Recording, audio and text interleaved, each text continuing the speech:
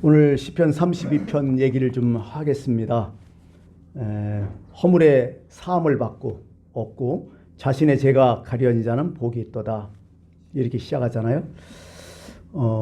참 많이 좋아했어요, 이 시를. 특히 성 아우구스티누스가 되게 좋아했던 시죠.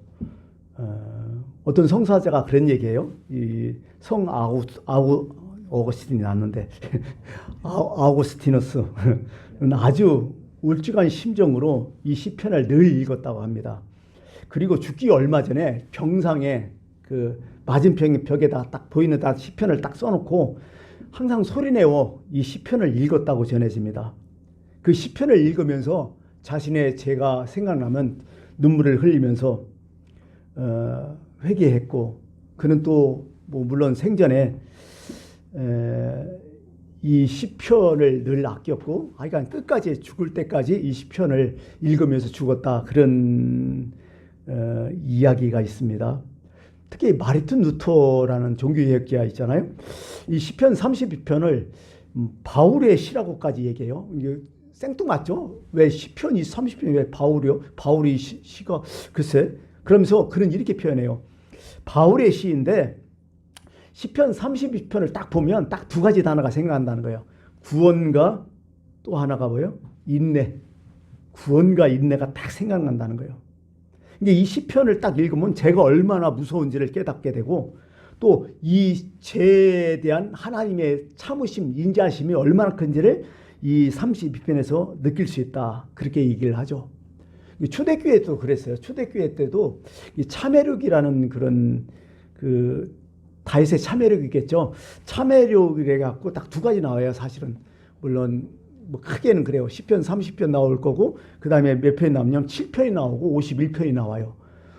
초대교회 때 예배드릴 때 이것을 많이 낭송했다고 하더라고요. 참 이게 시편 30편을 생각하면서 참 가장 우리에게 가장 중요한 게 뭐냐 딱 생각해 봤어요. 저한테 가장 중요하고 구원받은 자한테 가장 중요한 게 뭐냐, 첫 번째가 뭐냐 싹 생각하니까 내가 죄인이라는 것을 아는 거예요. 그게 엄청난 큰 은혜라는 걸 많이 깨달아요. 이거 모르면요 구원받기 힘들어요. 예수님이 그런 말씀하셨잖아요. 누가복음 5장 32절에 내가 의인을 부르러 온 것이 아니요 죄인을 불러 회개하러 왔다고. 이거 딱 봐도 알잖아요. 누구 불렀다고? 죄인 부르러 왔다고. 근데 내가 죄인인 걸 모르면 나 부른 건지 몰라요. 죄인이 내 이름이거든. 나를 부르려고 할 줄 아니에요. 근데 내가 죄인인 것을 모르면 구원받기 힘들어요.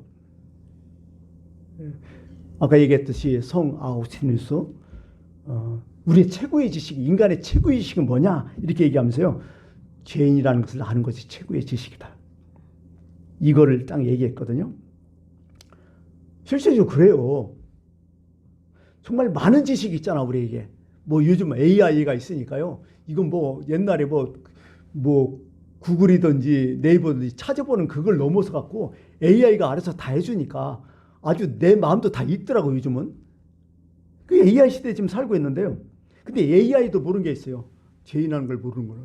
이게 가장 세상에서 가장 얻기 힘든 지식이 뭐예요? 내가 죄인이라는 것을 아는 거라는 거예요, 이게. 예. 우리가 맨날 늘 그러잖아요. 자기 자신을 알기가 제일 어렵다고. 어떤 사람은 난 잘하는데, 아니요, 좀 더 살아봐요. 내가 어떤 사람인지 알아요. 내가 이럴 수도 있나? 내가 이런 생각을 하나? 막 별 생각 다 들으니까요. 하여간 그렇더라고요. 오늘 이게 유치원에서 자모들을 초청해서 이제 종이 한 장씩을 쭉 나눠줬대요. 나눠주고 지금 다니고 있는 이 당신의 자녀들이 있는데 장차 어떤 사람이 됐으면 좋겠냐, 그거 한번 좀 써달라고 이렇게 자모들한테 쭉 나눠줬다는 거죠. 그래서 이제 자모들이 이제 내 아이가 어떤 사람이 될 건가 해갖고 요즘 최고의 어떤 트렌드 뭐 그런 게 있잖아. 직업이 대학이 뭐가 제일 세죠 요즘은? 의대 아니에요, 의대. 요즘 공대보다도 의대가 더 세잖아. 법대도 더 의대가 제일 세잖아요. 그러게 뭐 엄마 아빠 뭐 이렇게 온 사람이 그래, 의사, 아직도 판검사, 아니면 요즘은 또 기술자도 끝내주니까 뭐 어떤 전자적인 엔지니어, AI 기술자, 엔지니어, 아니면 요즘 유튜브에 뭐 크리에이터, 아니면 사업가 등등 쭉 썼다는 거죠. 부정적인 얘기 아니잖아요. 그죠? 내 자녀가 이렇게 되면 좋겠다. 근데 한 장을 딱 읽어보니까 좀 색다른 얘기가 있더라고요. 선생님이 이거 딱 보고서 놀랐어요. 뭐라고 쓴지 아세요? 미안합니다. 제 잘못입니다. 제 책임입니다. 이런 말을 할 수 있는 사람이 됐으면 좋겠다고. 이렇게 딱 썼더래요. 선생님이 감동받았어요. 무슨 큰 위대한 업적 이가 아니라 정말 내 잘못을 알고 내 책임을 깨달을 수 있는 그런 사람 미안하다, 잘못했다, 내 책임이다, 이렇게 할 수 있는 사람이 됐으면 참 좋겠다고. 여러분, 이거 진짜 하기 힘들어요, 요즘. 참 이게 가장 큰 위인이 아닐까 이런 생각이 들어요. 인간의 가장 궁극적인 관심사가 있죠. 우리 다. 뭘까요? 뭐 햄릿을 표현하자면 투비 오어나 투비, 죽느냐 사느냐 문제겠죠. 혹시 여러분 가운데 내가 사람으로 태어나서 아직도 잘 사느냐 못 사느냐 갖고 이것으로 평생을 보낸다면 그건 사람 아니에요. 짐승도 똑같으니까. 짐승이 그렇잖아요. 그 한 개, 뭐 거기서만 움직이잖아요. 근데 사람도 그렇게 평생 살아간다면 참 불쌍한 인생이죠. 어떻게 보면. 아직 철이 없는 거죠. 사람이 태어났으면요. 그래도 내가 어떻게 사느냐가 더 중요하다는 거죠. 예. 어떻게 사느냐, 어떻게 죽느냐, 그게 가장 큰 문제로 있어야 해야 그게 바로 사람인 거죠. 여러분, 그렇게 되니까요. 내가 사느냐, 죽느냐, 어떻게 사느냐, 죽느냐가 문제 되니까 첫 번째 내가 생각하는 것이 이제 죽음의 문제가 나오잖아요. 이렇게 되면 이제 인간이 종교인이 되는 거죠. 그때부터는. 근데 더 중요한 거죠. 죽음의 문제를 딱 결부해 보니까 뭐가 문제가 딱 터져요? 죄의 문제가 터지는 거죠. 그 죄의 문제 중에서 사죄의 문제, 죄 용서한 문제, 이것을 느낀다면 그때부터 기독교인이에요, 사실은. 예. 사죄의 문제가 내 마음속에 일어났다면 그때부터 기독교인이에요. 왜? 예수 그리스도를 찾기 때문에. 그분이 죄를 사하는 권세를 그분만이 갖고 있기 때문에 그때부터는 기독교인이 돼버린다니까요. 여러분, 그런 말 있잖아요. 실패하지 않는 사람보다는 다시 일어서는 사람이 더 위대하고, 죄짓지 않는 사람보다는 진정으로 회개하는 사람이 더 위대하다고. 오늘 시편 32편은 바로 다윗의 시라고, 다윗의 마스길 얘기하는데요. 마스길은 여기 밑에는 교훈이라 했는데요. 사실은 자기가 경험하면서 깨달으면서 쓴 시를 바로 마스길이라고 하거든요. 이 삶 가운데 그냥 추상이 아니라 실질적으로 경험하면서 이제 막 몸소 체험해가지고 뼈저리게 느껴서 쓴 시가 바로 마스기라는 그런 느낌이거든요. 바로 그렇게 나오거든요. 여러분, 다윗 하면 어떤 생각 드세요? 성군이죠. 우리나라 세종대왕을 능가하죠. 마태복음 딱 피우면 뭐가 나와요? 저 1장에 예수님의 족보 딱 나오죠. 거기에 뭐라고요? 아브라함, 다윗의 자손, 예수 그리스도의 세 명이 딱 나오잖아요. 아브라함, 다윗, 예수. 뭘 얘기하는 거예요, 이게? 대단한 존재들이죠. 어떻게 보면 예수님의 당연하지만은 뭐예요? 아브라함 민중의 조상 아니요. 그 다음에 다윗이 낀다고요. 이 다윗의 이름이 대단한 사람이 어떻게 보면 이 다윗의 비중이 너무 크죠. 그 메시아를 뭐라고 표현해요? 다윗의 자손이요 이렇게 얘기하잖아요. 다윗의 자손 예수요 뭐 이렇게. 이 대단한 사람이거든요. 한번 찾아봤어요. 요즘 너무 인터넷 잘 되고 이렇게 잘 되니까 다윗이라는 이름을 성경에 한번 딱 따져봤더니 몇 개 나온 줄 아세요? 구약에만 621번이 나와. 룻기부터 스가랴까지 쭉 나오더라고요. 신약에는 몇 번 나오냐? 54번이 나와. 총 675번이요. 신구약이 66권이니까 뭐 길게 따져서 매 장마다 10번 다윗의 이름이 나온다는 거예요. 이게 바로 다윗이거든요. 근데 여러분, 다윗이 퍼펙트한 사람이었어요? 뭐 거의 예수 그리스도 같은 사람이었어요? 아니잖아요. 이 사람도 문제가 많았어요. 뭐 실수 많았죠. 근데 하나님이 다윗을 너무 좋아하셨어. 어디에 어떻게 표현하면 다윗한테 그렇게 직접 얘기한 건 아니라 이렇게 표현했어요. 북이스라엘의 초대 왕이 누구죠? 사울 왕이잖아요. 사울 왕이 시세말로 완전 깽판 쳤잖아. 그 양반이. 그러면서 여로보암을 책망하면서 다윗을 이렇게 표현해요. 열왕기상 14장 8절에 너는 내 종 다윗이 내 명령을 지켜 전심으로 나를 따르며 나 보기에 정직한 일만 행하였은 것 같지 아니하고 이렇게 얘기해요. 다윗은 야 내가 나한테 엄청 순종 잘했다. 내 말씀 잘 지켰다. 두 번째 그 사람은 진짜 걔는 엄청 정직했다. 이렇게 딱 얘기하면서 또 정신 똑바로 차리라 사울왕한테 얘기를 하는 거죠. 이게 다윗은요 실수를 했어도 하나님이 생각하는 다윗은 뭐예요? 그래도 내 말씀을 참 잘 지켰다.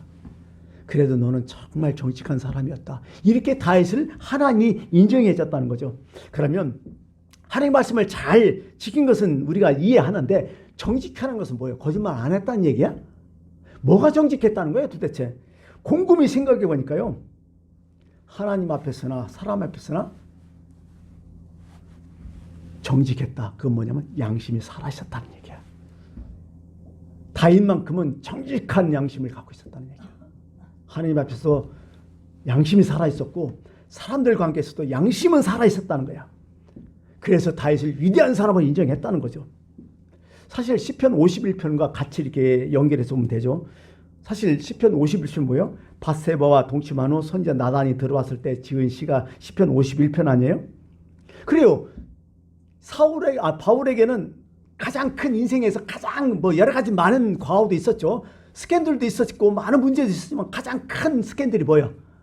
밧세바 사건하고 나중에 인구조사 그거 아니에요? 이게 밧세바 사건이 오히려 더 크죠. 여러분 밧세바 사건 알잖아요. 여러분들 너무나 많이 들었잖아요. 그죠? 어느 날 저녁에 왕궁을 거니는데 해가 뉘엿뉘엿 뜨는데 사람만 보이는데 한 여인이 목욕을 하고 있는 걸 보는 거야. 왕궁에서. 갑자기 성령이 돋아요. 그 여인을 불러요. 안 갈 수 있어요? 가고 그 여인을 어떻게 했다? 강간한 거죠. 쉽게 말해서. 여기까지는 그래도 머물 수 있어. 근데 이 여인이 어떻게 된 거야? 임신해버린 거야. 하필. 임신했으니 어떻게 돼? 남편은 어디가 있어요? 전쟁터에 나가 있고. 큰일 난 거지 이제.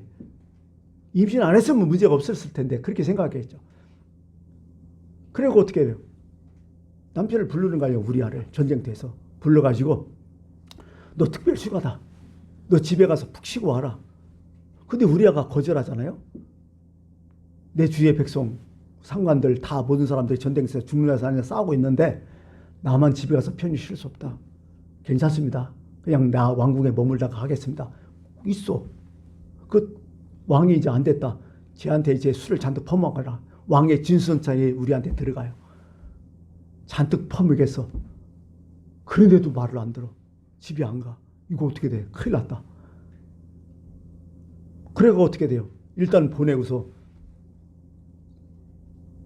이제 부하에 얘기하죠. 제 전쟁터에 나가거든. 저게 화살에 맞게 죽게 하라. 요즘 말로 하면 청부살인이지 뭐. 그리고 어떻게 해요? 우리아를 죽여버리잖아요. 이런 죄를 졌단 말이에요. 왕으로서 가능하잖아요. 이러면 다 끝날 줄 알았어요. 오늘날 얘기한다면 다윗은 뭐예요? 뒤집어본다면 강간하고 살인이겠죠.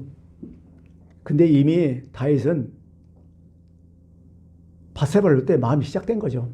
예수님이 그런 얘기했잖아요. 여자를 너 간음하지 않았어도 이미 여자를 보고 음욕을 품고 있으면 너 간음한 거다. 너 누구 살인하지 죽이지 않았어도 누구 죽도록 미워했으면 그거 간음한 거다. 이미 마음으로 시작한 거다. 그런 거 아니에요. 이게 제가 예수님은 그걸 딱 지적한 거죠. 근데 오늘날 이 다윗을 생각하면서 제 마음속에 어떤 생각이 드냐면 그런 생각 들어요. 내가 어떤 범죄를 했을 때요. 사람은 그런 생각을 갖고 있어요. 내가 이것을 해도 숨겨질 것을 생각해야 돼. 모를 것을 생각해. 아무것도 아니랄 것을 생각하면서 범죄를 한다는 거야. 이게 우리의 마음이거든요. 그 예수님 말 편하고 아까 말 편하고 이미 그건 범죄한 거라는 거예요. 다윗도 그런 생각했어요. 내가 저 여인을 지금 데려와서 강간해도 아무 일 없을 것 같은 생각해서 데려온 거 아니에요, 사실은.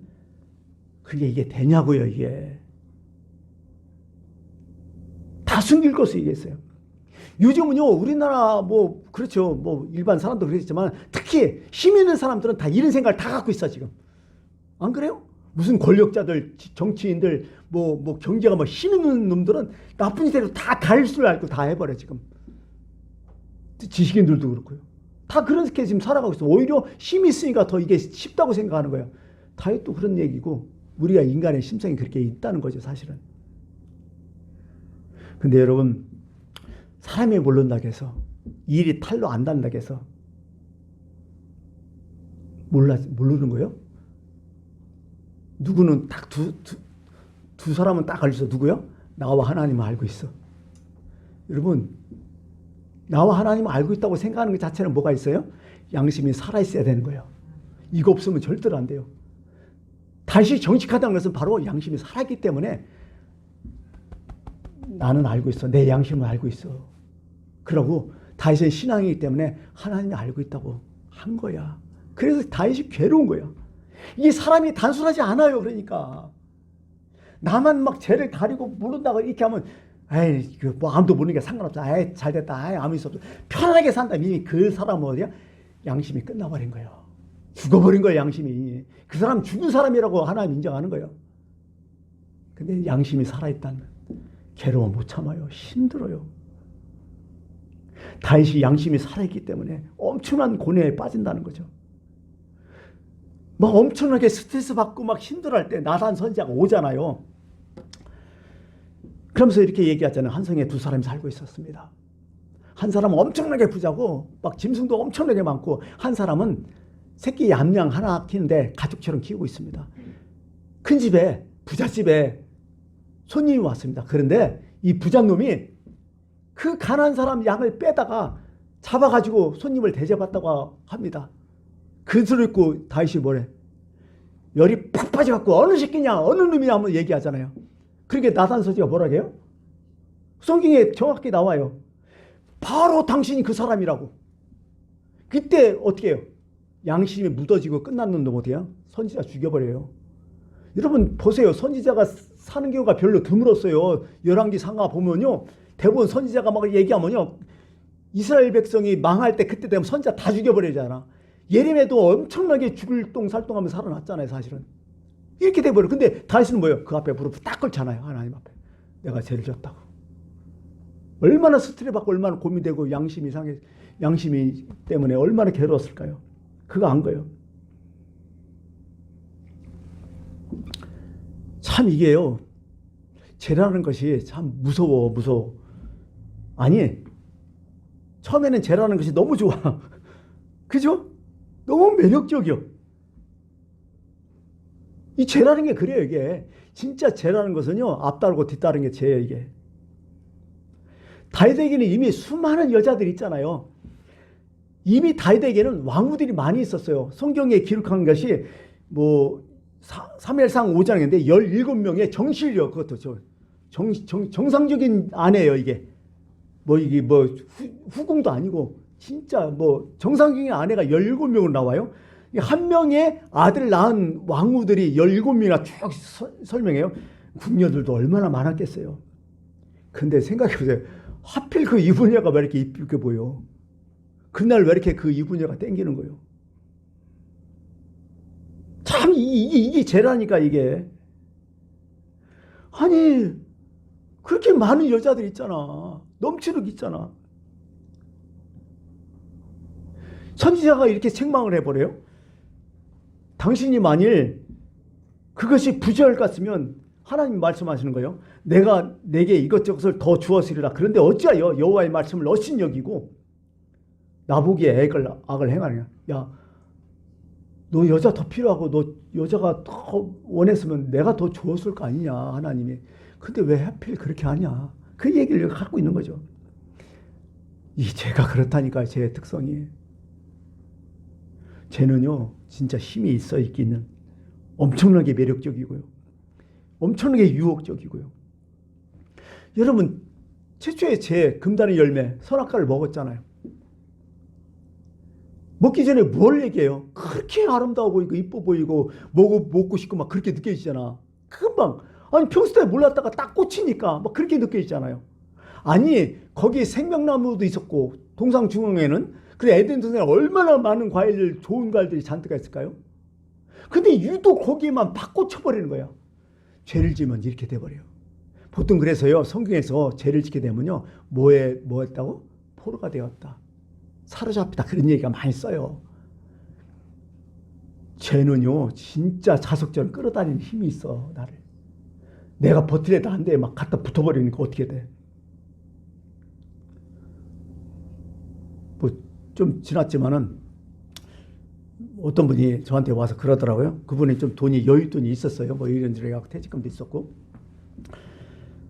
옛날에 휴대폰 사업할 때 뭐 저한테 이제 넌지시 얘기하다가 우선 제가 이 돈 갖고 투자를 해야 되는데 투자처를 좀 알아봤습니다. 그랬더니 뭐냐 그랬더니 요즘 휴대폰이 아주 핫한데 여기에 투자하면 휴대폰에 투자하면 20%에서 한 30%는 기본적으로 먹는다고 얘기하더라고요. 투자하면. 제가 딱 듣고 어떤 느낌 받았을까요? 하지 마십시오 그랬어요. 내가. 왜? 내 생각은 그래요. 내가 투자해서 20% 30% 투자금 얻는다면 내 미쳤간데 그 사람 줘? 내가 해버리지. 안전하면. 근데 거기서 했다는 거예요.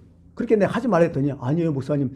제 주변에 지인들도 아주 훌륭한 사람 많고 정말 펀드 매니저 같은 그런 분들도 많은데 그분들도 투자 많이 했어요. 그래서 제가 투자한다고요. 그렇게 하고 나서니 저는 안 했으면 좋겠다고 늘 고집을 피웠죠. 이건 이상하다 기분이. 20% 30%면 진짜면 내가 빚을 내도 거기다 한다고 했어요. 이건 아니다.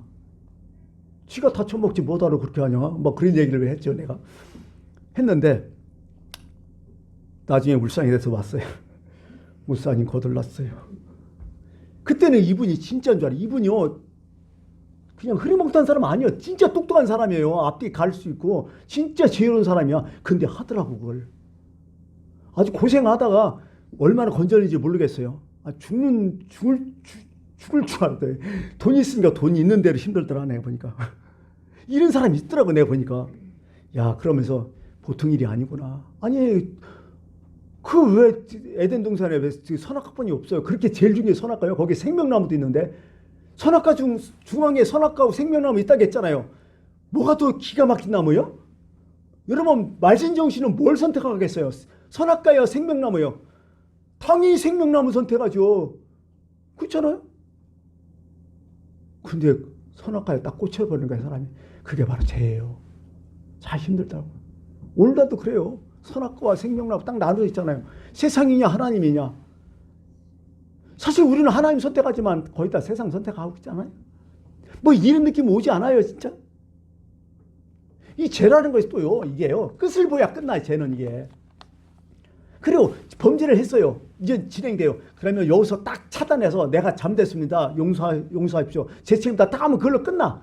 좀 어려움은 있겠죠. 근데 이거 안 끝나요. 뭐라고요?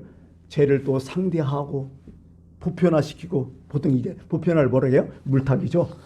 나만 갖고 그래. 다른 사람 다 하는데 이게 물타기죠. 그런 것에서 박살 나야 그때 끝나는 거예요. 사실은 제가 그래서 죄는요 한번 잘못하면 회개하지 못하면 끝을 보면 죽을 때까지 해요. 죽을 때까지. 다윗도요 처음에 완전 범죄 노력했죠. 근데 하다 보니까 점점 늘어나는 거예요. 늘어나니까 사람까지 죽이니까 끝나는 거 아니에요. 이게 멈춰야 할 때 딱 멈춰야 되는데 이게 안 되거든요. 이게 꼭 카드 돌려막기요. 비쳤으면 그걸로 딱 끝나서 딱 뭔가 처리해야 되는데 여기 막 계속 하니까 나중에 감당 못 하잖아요. 그런 거 똑같죠. 창세기 4장 7절 말씀이 항상 마음에 있어요. 저는 뭐냐면 죄가 너를 원하나 너는 죄를 다스릴지니라. 정신 차리라. 그런 얘기하더군요. 예, 가인한테 하는 거죠. 하여간 여기 이 죄라는 게 바로 그런데요. 근데 다윗은요. 다윗 위대함에 죄를 끊었다는 거야. 담배 끊기보다 더 힘들어요. 사실은. 왜 다윗이 왜 죄를 끊을 수 있을까요? 간단해요.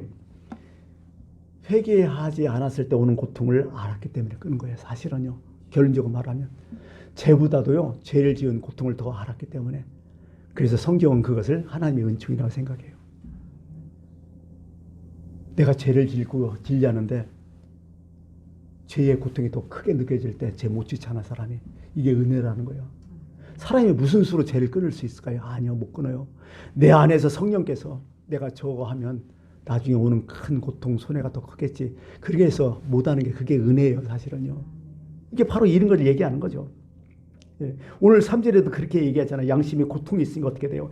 내 입을 열지 아니할 때에 종일 신음함으로 내가 뼈가 새하였도다. 종일 신음했다. 이 양심이 살아있는 거예요. 아까 얘기했지만은. 이 성경에는 양심에 대한 얘기가 많잖아요. 착한 양심, 깨끗한 양심, 선한 양심 이런 얘기가 참 많아요. 근데 반대로 자기 양심이 화인 맞아서 화인 맞은 양심. 이거 다시 표현하면 뭐예요? 불두장이잖아요. 여러분 이 살 같은 거 이거 되면 어떻게 돼요? 나중에 여기 감각이 없어요. 땀도 안 나고 아프지도 않아요. 죽어버리니까. 이게 감각이 없는 양심, 문둥병 걸리는 양심 이러면 죽는 거예요. 사실은요. 화인 맞은 양심이 있다는 거예요. 요즘 세상 이런 사람 많잖아요. 진짜 죄를 졌고 떳떳한 놈들 많잖아요. 양심 다 죽었기 때문에 그런 거예요. 근데 다윗은 양심이 살아있기 때문에 고통스러워하는 거예요. 여기 보니까 내 뼈가 서였다. 뼈마시가 쑤실 정도로 막 했다는 거죠. 사실 보니까 주의 손이 주야로 나를 누르오니 내 진액이 빠져서 여름 가뭄에 마름같이 되었나이다. 아주 살맛이 없는 거죠. 이건 진짜. 그런 마음이었다는 거죠. 죄로 인한 이런 아픔을 경험했죠. 그러니까 다시는 철저하게 회개했을 수밖에 없죠.